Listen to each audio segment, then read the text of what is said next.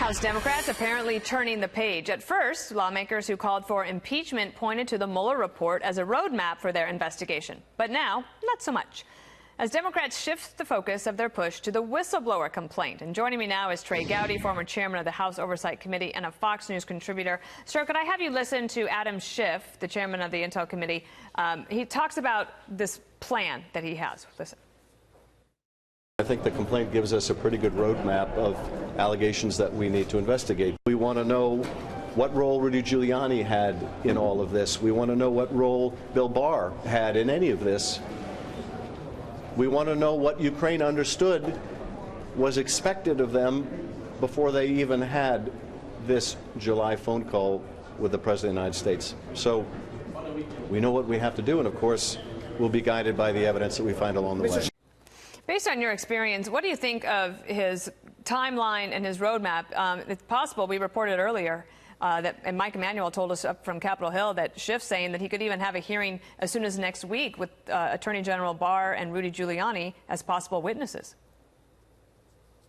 Well, you really don't need a roadmap. You have the transcript. There are three issues. Did the president use the office for personal political gain? Then the handling of the phone call in the aftermath, and then what role did the attorney general and a private citizen, Mayor Giuliani, play? I mean, that's his roadmap.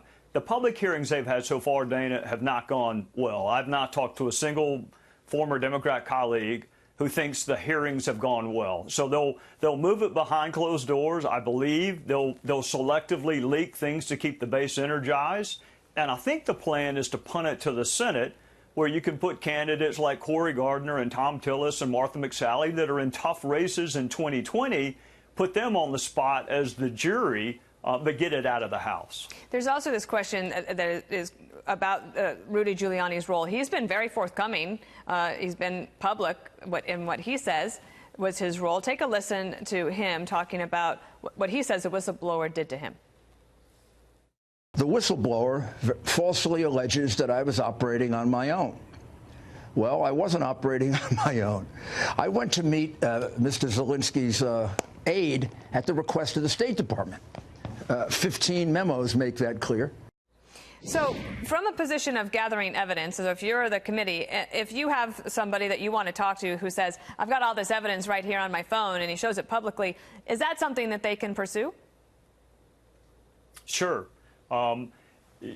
Yeah, Rudy's not hard to find, and that's a knowable fact. Whether or not the State Department directed Mr. Giuliani, or whether or not somebody else did, or whether he did it on his own initiative. But I think the seminal question is, does any of that matter? I mean, what is the theory under which it's an impeachable offense? I mean, if the president asked Mayor Giuliani to do it, is that the impeachable offense? Keep in mind, in the transcript, Dana, it was the Ukrainian president who first brought up Rudy's name. It wasn't Donald Trump.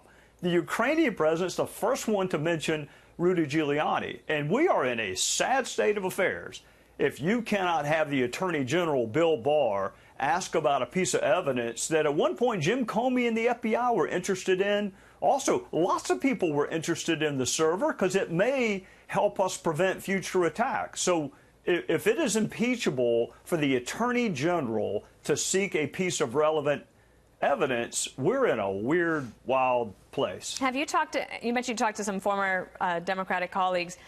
Have any of them expressed to you that they have buyer's remorse about taking this action? No, I mean, they probably wouldn't. To me, I mean, I got friends on the Dem side that are still in the House. Come on, you can tell me. I mean, they probably wouldn't say it that way. I think there's a consensus that, 70 Democrats wanted to impeach him before the first word of the Mueller report was out. Right. So those 70 are hardly objective. Then you had the Mueller group, and now you got the Ukrainian group. But there's a transcript, and I've read it multiple times.